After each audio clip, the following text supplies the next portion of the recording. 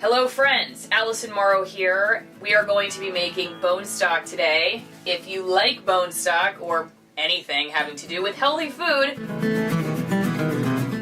subscribe to the channel and let's get right to it.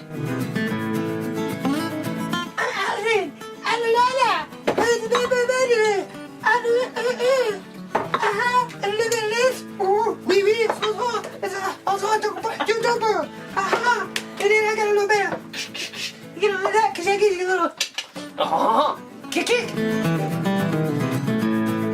I don't appreciate that you did that. Oh well, I don't appreciate that you took him over my show. I did not take over your show. Yeah, you did.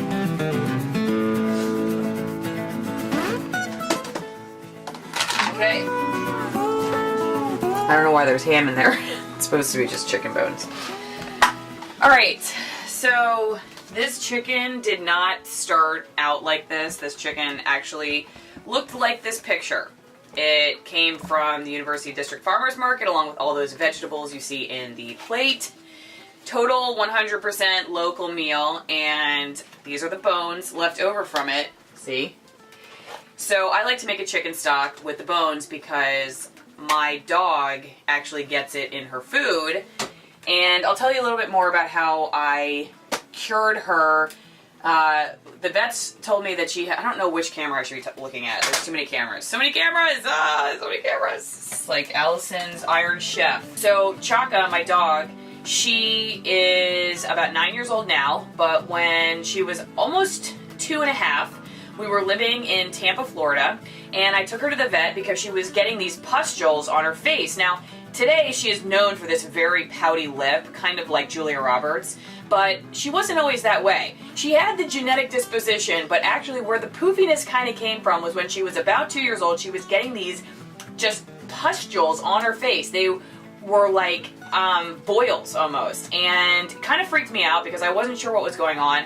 I take her to the vet and they weren't really sure either, except for they did diagnose her with some kind of autoimmune disorder, which they talked about being lupus. That was the closest they could get to it without running a bunch of expensive tests. So for me, I'm thinking I don't want my dog to go on steroids. Back then I knew enough to say a 2-year-old dog should not be getting an autoimmune issue. That's a problem. Either they've got serious genetic issues or something's wrong with their diet because their immune system is going haywire. So I wanted to at least experiment with switching up her diet. Back then, I didn't know a whole lot about what was in pet food, all of the toxins that go into it and the poisons that are hurting our animals.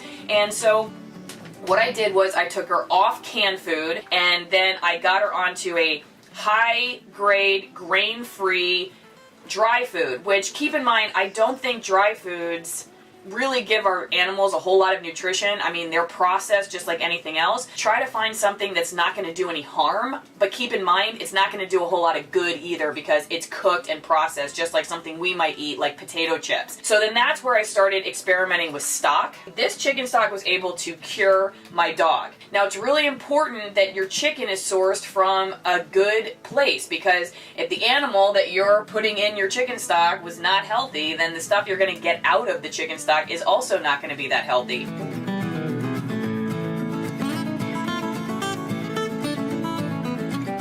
This is a crock pot. I set up my crock pot and it's getting kind of warm. What I do first is I take my bones and I put them, maybe we need to get a tight shot of this, Lynn. And we got the bones, okay. We're going to just dump the bones.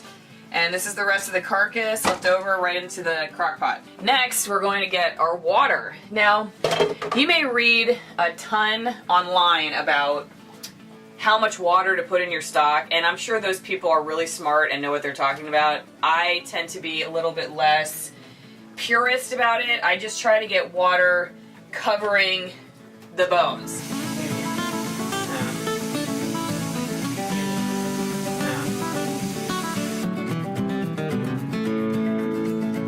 Making making chicken stock sometimes seems overwhelming. The most difficult part is just starting, and you can feel overwhelmed with measurements and what if I do it this way, or what if I don't do it that way, or what vinegar do I use, or how much water. And I mean, you should just get started. If you don't burn down your house, I think it's a success. This is what I use, coconut vinegar, organic, non-GMO. Lynn is going to give me a tablespoon.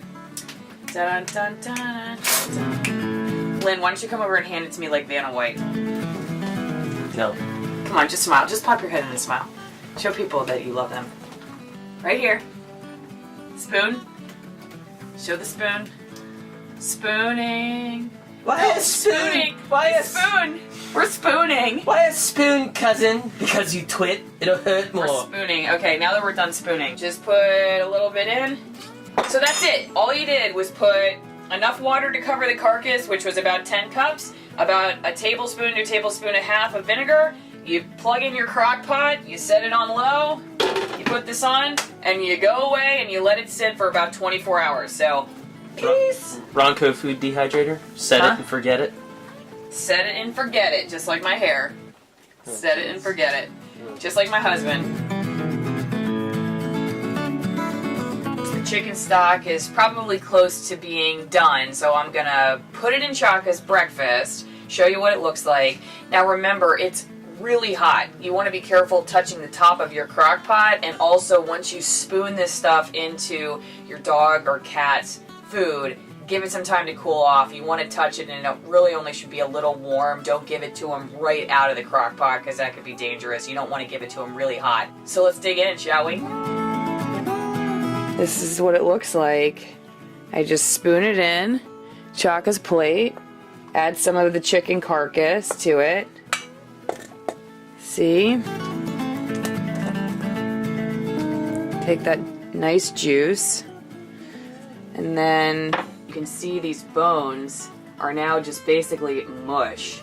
And so I'll just mush up any of the bones, and if there's one that's too hard to mush, I just throw it out because I don't want her eating a cooked bone that could break apart in her stomach and hurt her. So just make sure all of the bone pieces are really smushed, and then you get some good chicken pieces still, some of the meat left over, and just mush it up like that, and it's breakfast time. And guess who's paying attention? I'll just turn the camera around real fast. Check this out.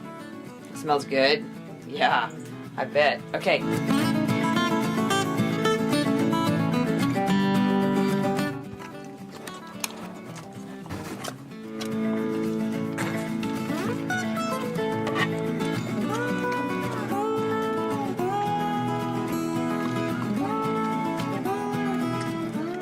Now yesterday I actually went to the farmer's market to do a video with one of the farmers I buy my bones from for my stock, and also with my friend who is a naturopathic physician to talk about why this stuff is so healing for our bodies. But I'm going to save that for another video since this one has gone so long. I hope that you've learned a lot, that you're ready to make some bone stock for your pet and maybe even for yourself. It's great for humans, not just for animals. I use some of this stuff in my cooking as well. But again, it was a miracle cure for my dog, and I've talked to many other people who have said bone stock is the ticket to a long and healthy life, not just for us, but for our pets. Again, I'm Allison Morrow. Thanks for watching. See you next time.